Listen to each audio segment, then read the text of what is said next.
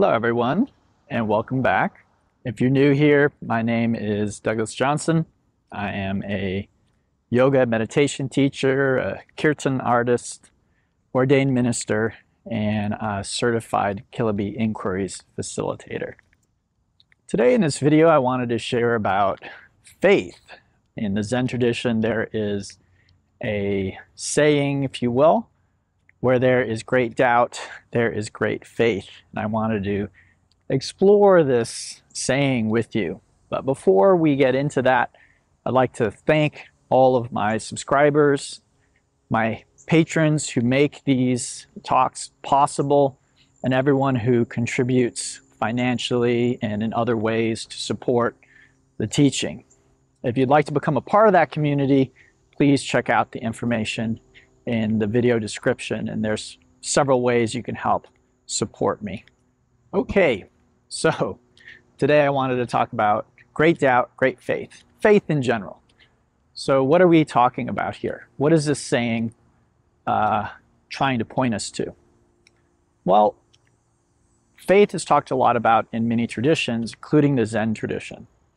And this saying really gets to the heart of the matter. Let's say that I am someone who has a lot of money, a lot of success, a lot of health, or good health. I have a beautiful family and a wonderful partner, and everything seems to be going my way. And I talk about the love of God and having faith and other things like that. Well, the truth of the matter is despite what I might be saying, there really is no room for faith in that picture. And the reason for that is we can see how everything is manifest is good or positive. And you might say, well, that's because of my faith. It really doesn't matter, because what's manifested is to our liking. It's what we would want. There really isn't room for faith in that picture. So faith comes in when things don't seem to be going our way. Faith is belief in that which is unmanifest or unseen. And this can take many shapes and forms. And so I want to explore some of those today, but really want to clear that up. If everything is basically going my way, there's no room for faith. So this is what this Zen saying is telling us, is when there is doubt, there is room for faith. Okay, so where there is great doubt, there can be great faith, or there is great faith. If there's no doubt, if we just see what is manifest as good and great, and we're enjoying it and everything's going our way, then really there's no room for faith in that picture. So that's a very important concept to understand. So belief in that which is unseen.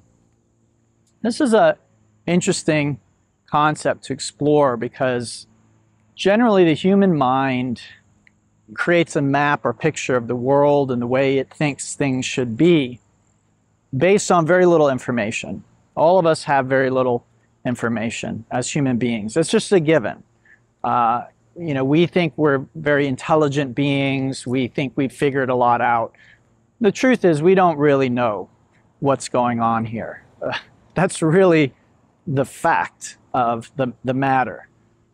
This is science I'm quoting now here. So basically, current science tells us that human beings understand about 6% of what's out there, because we can only really measure and see and manipulate and deal with about 6% of what we know to be out there. So what else is out there?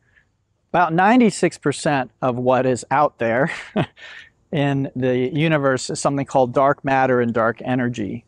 And this is something that we can't see or smell or taste or touch or manipulate or measure in any way. The way we know that it's there is because of its effects on the seen or measurable universe.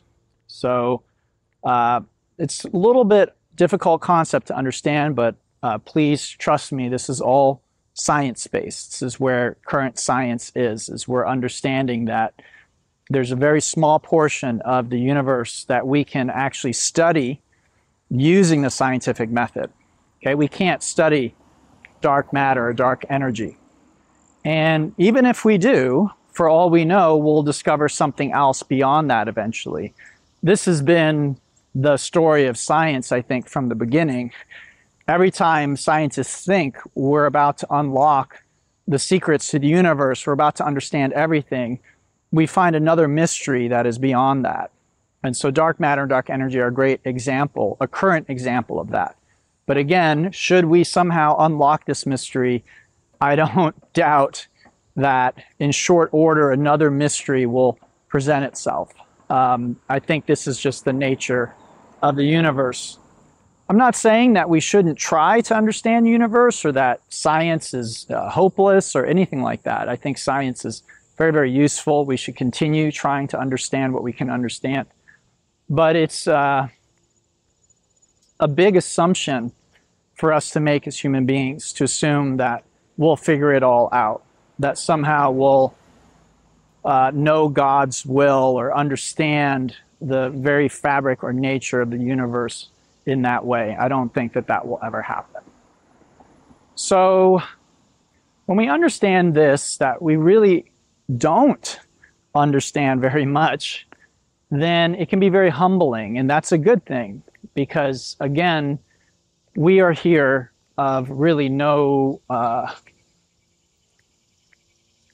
effort of our own.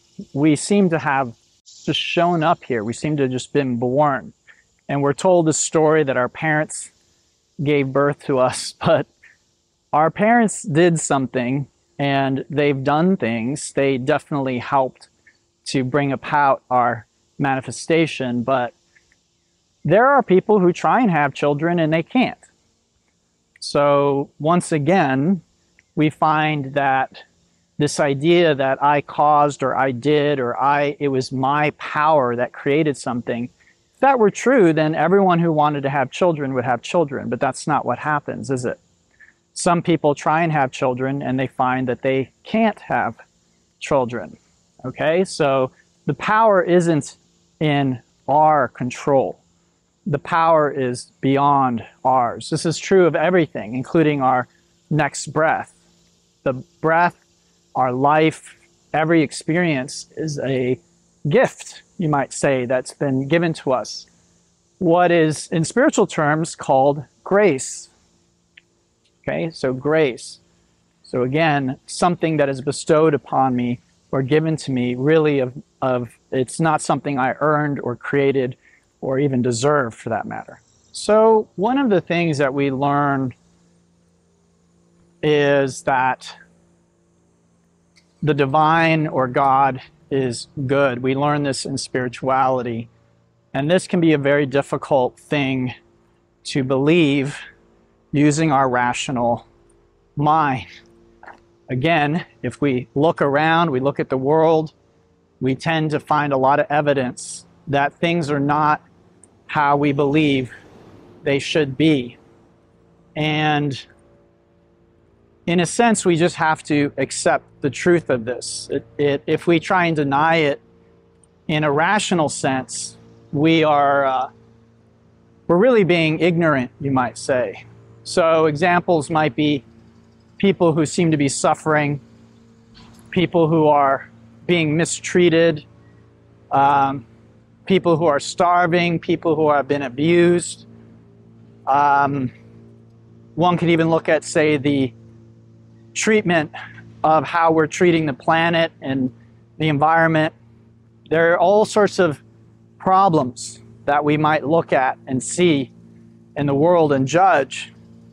And this can shake someone's faith, because they might say, well, if the divine or God were truly good, then how in the world could things look the way that they do? But this is where this concept actually I think, comes into play of great doubt and great faith. So what we're invited to do from the perspective of faith is, again, to know that there is an unseen power or force that is behind all of the manifest world, and that this is something we can actually tap into and we can access with spiritual practice. And it allows us to open ourselves up to grace. So again, grace is something that is given to us unearned. And honestly, that's everything. That's everything in our experience. The ego, the separate, illusory self, takes credit for things. But again, you might say, well, I worked really hard to build my business, I did this and that. But where did the energy to do that, the inspiration, the health, the wealth, the opportunity, where did these come from? Did they truly come from you? No, they didn't. And this is, again, a lot of what we're dealing with when we're dealing with the ego taking credit for things that really it cannot take credit for, trying to give itself the glory. I ran into my neighbor just the other day, and she had just gotten back from volunteering at the church, and they were feeding the homeless. And I said, it's very good that you're doing that. It's beautiful that that's what you do. And she said, all glory be to God. Right? So she was giving the credit to the divine for her own actions, right? So again, if she were coming from an egoic place, she would say, yes, I'm very good for volunteering. That's a positive reflection on my character, and I'm a wonderful person, and I help other people. Instead, what did she say? She said, all glory be to God. That it's through God's grace that I'm even able to volunteer. Or she didn't say that, but this is what's implied in this, okay? That it's through, everything is through grace. That this next breath, I can take this next breath. That I am able to make this video for you. That we're able to do anything. And I know some people are allergic to that word, God. So sometimes I don't use it because when we use the word God, people have different ideas of what is being talked about. So some people might actually see a bearded old man sitting in a cloud and think that that's God. Some people think that there's some being that is judging us and deciding whether or not we're worthy of love and eternal life or not. Everyone has a different idea, and including me. But my idea is mostly that we really don't know God, that God is very mysterious.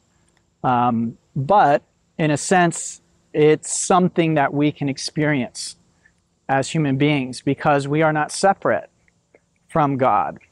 So other words I use are the divine. I might say something like oneness, source, unity consciousness, Christ consciousness, different things like this. So for me, all of these ideas point to the same thing, the divine. And we find again that ultimately we're powerless, that it might feel or seem like we are acting in the world. It might feel like we're making decisions, but honestly, we don't know where the decisions come from. It might feel to us that we are holding something in mind and making a decision, but the decision just comes. We don't make the decision. We hold a bunch of things in mind, and then a decision arises from that. I'm not saying that we don't sit and contemplate and mull over things, but decision just arises on its own. Like everything else, everything in our experience arises and is grace. It is bestowed upon us. This is the truth of the matter. That's what spirituality is ultimately about, getting to truth. The illusion is I'm a separate self doing things and making decisions and acting on my own. And the deeper truth that is beyond that is that none of that is actually ultimately true, that the divine is acting through me, even when I'm identified with the ego, even when I'm acting from an egoic place. Again, if the divine truly didn't want ego, there would be no ego. This is just a, you could say, spiritual fact that what the divine wills is. So if there's ego, if there is Satan, if there is evil, if there is injustice, then this has to be what the divine wills on some level. That is undeniable, because the conception of the divine, again, is that its will is done. It's not a question. It is done now and always. So where does this leave us? If we see all these things and everything is grace and everything is given, well, this is where faith, I think, comes in, and it's an interesting concept. And I'm going to really frame this in terms of A Course in Miracles, which is a scripture that I really like. It's based on the teachings of Jesus, although the interpretation of Jesus' teachings are very, very different than the majority of Christians would believe or accept, if you're accepting what the church, the Christian church, accepts, most Christian churches. So these concepts may not seem familiar if you're a Christian or if you're familiar with Christian doctrine and dogma, but these are the concepts that, to me, make sense in terms of spirituality and different traditions. They essentially can agree with and plug into different traditions, not just the Christian tradition. So the idea is that our senses and the manifest world may very well contradict this idea that the divine is good.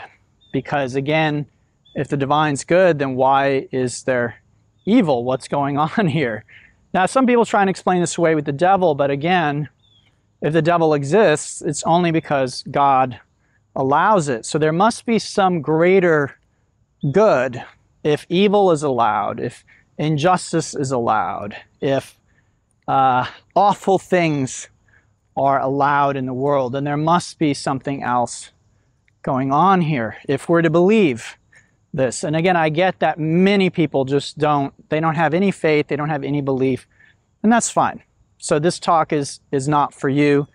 This talk isn't essential for someone to follow my teaching.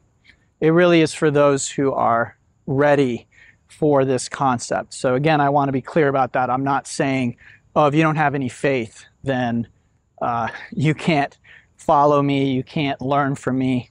I don't have anything to teach you. I have a lot to teach you, but faith is a powerful force, and I can't deny that just because some people may not have faith in anything.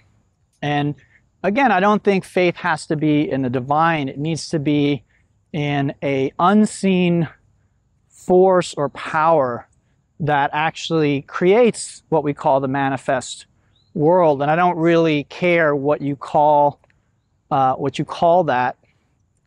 And it's important, again, to realize that we won't really be able to put into words exactly what that is. So we can give it a name like God or divine or source, but as a human being, it's not really our place to understand that. We can experience it, but not necessarily understand or predict it. Okay?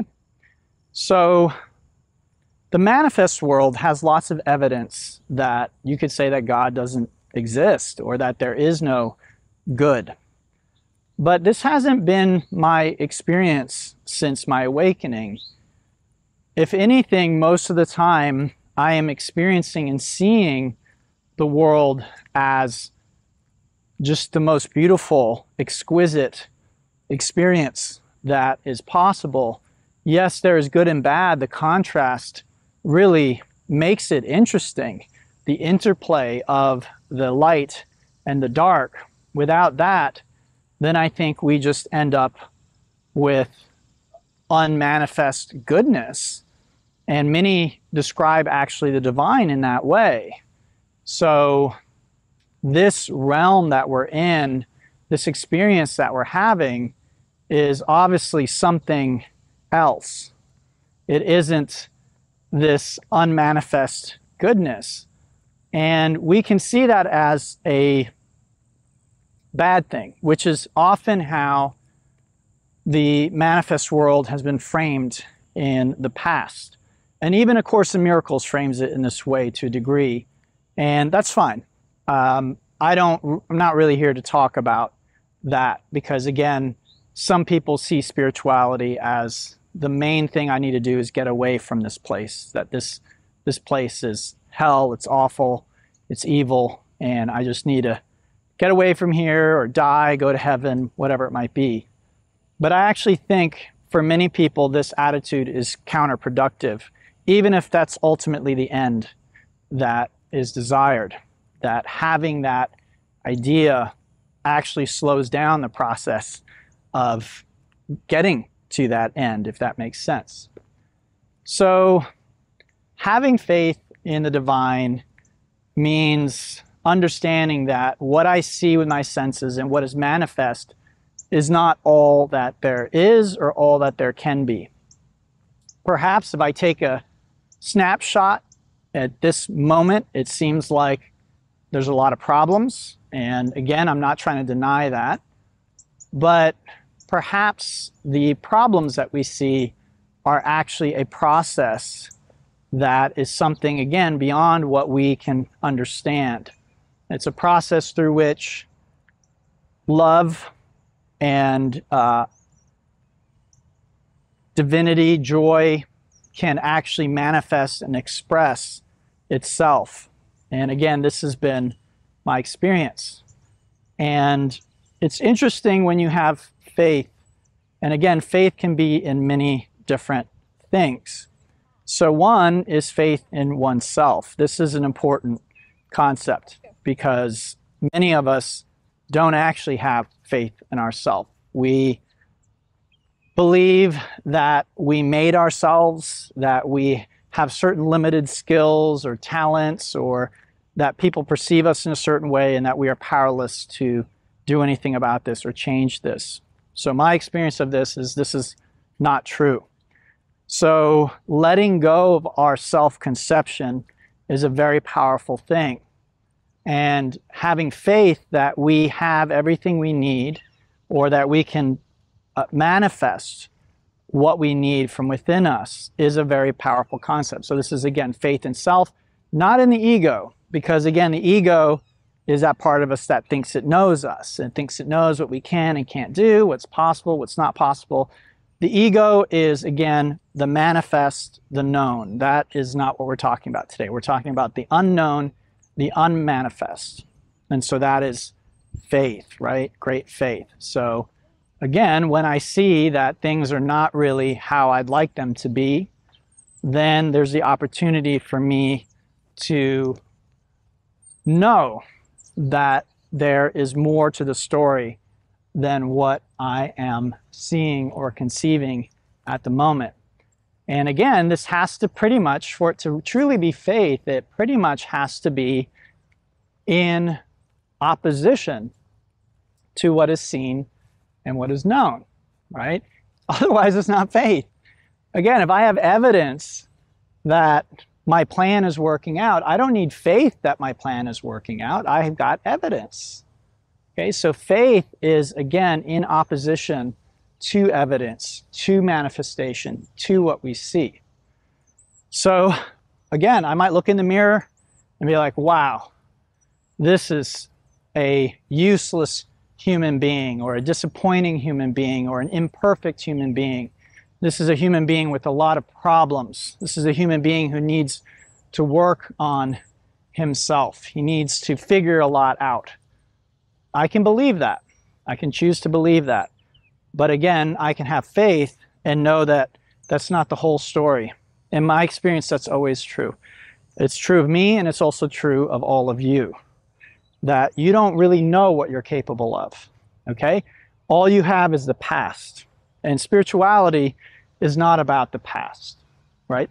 We think because what I experienced in the past, we tend to believe what I experienced in the past is going to be what I'll experience in the future. What we're being invited to do with faith is to put the past aside. God doesn't live in future and past. God lives in the eternal, okay? That which is always manifest. And so again, faith is something we use to plug into, to get in touch with the eternal. And we do that in the present. This is why spirituality talks so much about present moment awareness. I can't have faith in the future. I can't have faith in the past. I can only have faith right now. And again, whatever it is I'm seeing right now that maybe manifest in a form that I find disturbing or upsetting, or that makes me feel separate from the divine, I need to be willing to bring doubt to this and to have faith. Again, where there is great doubt, there is great faith.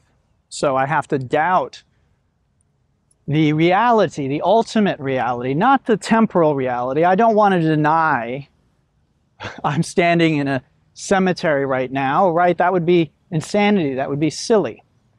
But again, I can put a transcendent spin on my experience and begin to have faith and to see beyond this moment and the experience I'm having now. And it's not really about future per se. It's about actually having the experience in this moment. So in a sense, we juxtapose the deeper reality or deeper truth of love. Again, another name for God is love. I really like that. You know, there's the saying that God is love, and that is my experience. So I think that's a very apt name. If you don't believe in God, but you can believe in the power of love, then use that word instead. I think that's a beautiful word to use. So we have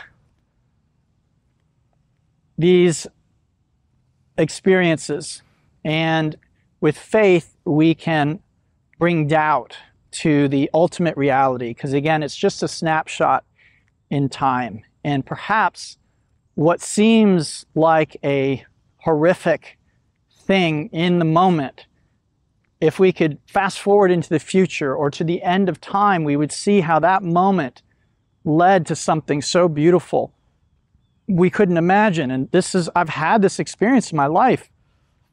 I've had experiences where it seemed like my world was coming to an end, and in a sense it was. My conception of myself, my world, were being destroyed by experiences. And that's happening to me now, which is why I'm giving you this talk. It's relevant. And if we can relax and allow, what we find is we're delivered to a much richer and more expansive and deeper experience of ourselves and of reality. So I've spoken a little bit about faith in self. Then there is faith in, you could say, the divine or God.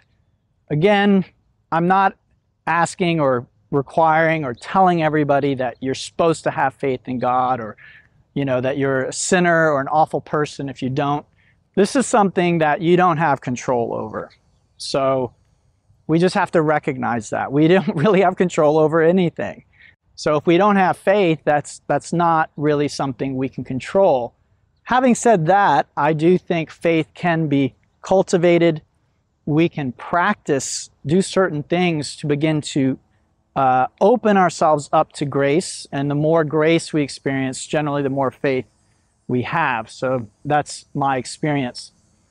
So faith in God, again, is faith in an unseen force or power. Again, you call it source, you call it the universe. An unseen source or power that is, again, ultimately manifesting the greatest good. So if we take a snapshot of our lives at a certain point in time, it may seem like horror, awful, just evil.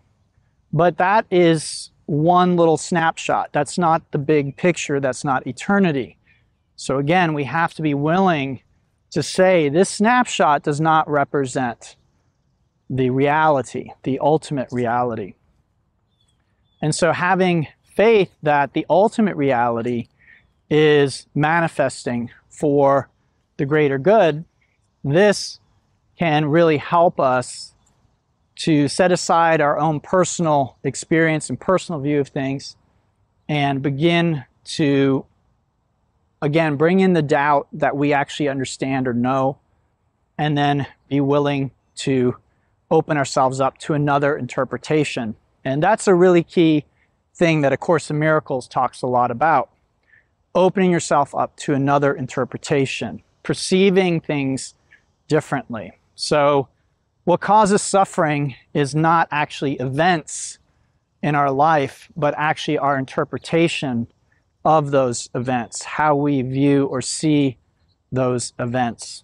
So faith in ourselves, faith in God or unseen force, a greater power, a greater good, love. And then another way that's very interesting that faith can show up for us, and this is something I think is really relevant, is that we have faith in our fellow human being. And this is maybe the most challenging one, because it seems like people are just terrible, doesn't it? It seems like hell is the other, right? That other people are just awful, they're full of ego, they're not spiritual, they're not awake, they're just terrible. But what we're invited to do here is to understand that the same force, which I'm just going to refer to as love right now, you call it God, divinity, but love manifested us. And that love is inside of us, and it's something we can actually access. And that love is also in everyone else in equal measure. One of the big mistakes that people make on a spiritual path is they begin worshiping a teacher. So many people do this with Jesus. And in A Course in Miracles, it's quite clear that you shouldn't worship Jesus. Jesus is your equal, not above you. Jesus may have a greater connection with his divine source, and you can learn from Jesus. So you should respect Jesus, but you should not have awe. That's the word that they use in A Course in Miracles. Is awe is reserved for the divine itself, not for your brothers and sisters, your fellow man. And I suspect that this is correct. This is right. Again, I'm not trying to tell anyone how to practice their faith. So if you're a Christian and you think that you should have awe for Jesus, then you do what you need to do. But this makes a lot of sense to me. Jesus was a teacher. He was a fully realized being. He's someone we should listen to, respect, learn from. But he wasn't more divine than we are. We were all created by the divine. And so we really want to see that divinity, not just in Jesus, but within ourselves as well. In Buddhism, this is expressed with a very interesting saying, which is, if you see the Buddha on the road, kill him. And this can be quite a shocking statement. And I think that's intentional. It's to try and snap people out of this tendency to begin to worship the teacher, the teaching, the tradition, to begin putting these things above the actual experience and connection of being connected with divine source. So again, when I'm in touch with that love that is within us all and available to us all, then I act, I behave, I think differently than I do when I am not in touch with it. It doesn't matter what scripture I'm reading or what practice I'm doing. When I'm disconnected, then the tendency is to behave and act in a very different way.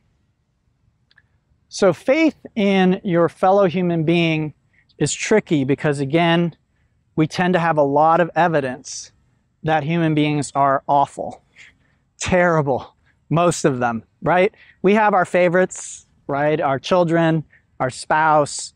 Maybe if we have a spiritual teacher, we see them in a good light. Well, if I'm your teacher or one of your teachers, I can tell you I'm very much as human as anyone else that you know.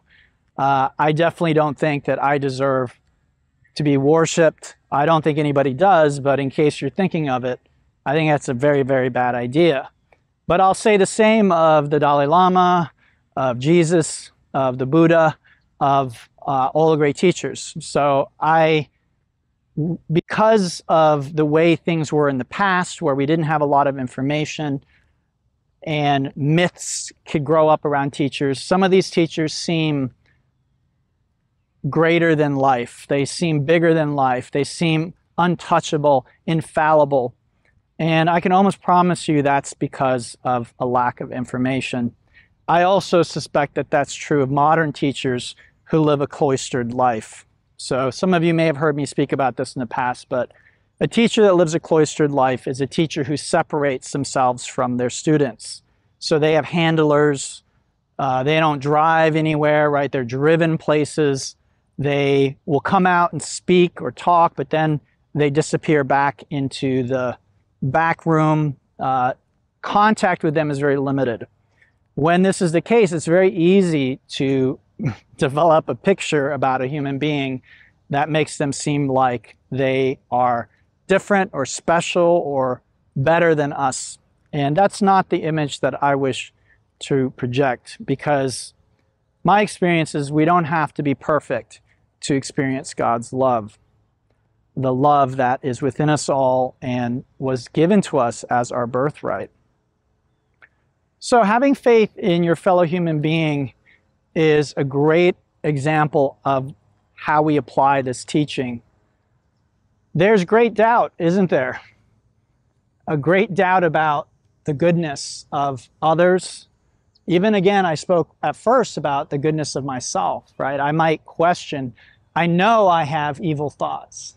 I know that I fail to do the right thing. I know that I'm of questionable moral character, right? I know these things because I see the thoughts in my head. So I think I, again, take credit for those thoughts, and then I assume that that's a reflection of my ultimate worth.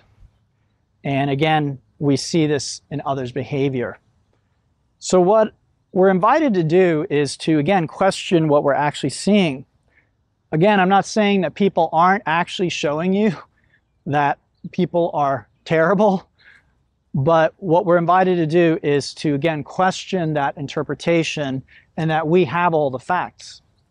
And we're invited to bring in that doubt and bring in faith that love created this individual, love created us. And in that, we will find that people will surprise us. That once we open that door, very often, people will begin to behave differently. And it's such a wonderful thing to experience. I'm not saying in every instance, I'm not saying people will all of a sudden stop fighting, but you might find that in your presence, people begin to be their best selves because you are actually expecting that of them. And they've done scientific research and studies and shown that when a teacher expects a student to excel, that student very often excels in an academic setting. But what about spiritually? What if instead of seeing my spouse as the ignorant, unspiritual, lazy person that my ego tells me they are, what if I say, you know what, this person is just as divine as Jesus or Buddha or myself. I have experienced the divinity within me through practices, through studying teachings. Now I have to begin to see that manifesting in others, even when there isn't necessarily evidence for it. And for me, this is one of the most powerful practices there is. And it's a practice that we don't need to pause our life for, right? We don't need to get on a meditation cushion. We don't need to go to a yoga class. We don't need to stop and do inquiry. We don't need to start chanting or singing. Nothing wrong with those practices. I teach all of them, and they are all valuable in their own way. But what about practices that we can do always, all the time, all day? So if I'm at work and my coworkers are treating me terribly, my boss is treating me terribly, my ego is telling me how terrible this situation is, how awful these people are. Again, this is an opportunity for me to practice great doubt, great faith, to have faith that somehow this is manifesting the highest good. Now, I share that this talk is inspired by a personal situation that I'm going through. Somebody who I really saw a lot of good in has recently behaved in a way that could really bring that into doubt, right? That it makes me doubt my own experience. It makes me doubt my own judgment. It makes me doubt the goodness of the manifest world. That's how much this person really, really shook me. But again, the teachings they're alive in me, and these various concepts are coming up for me, and this experience is allowing me to deepen my experience of these concepts and to see how powerful they really are.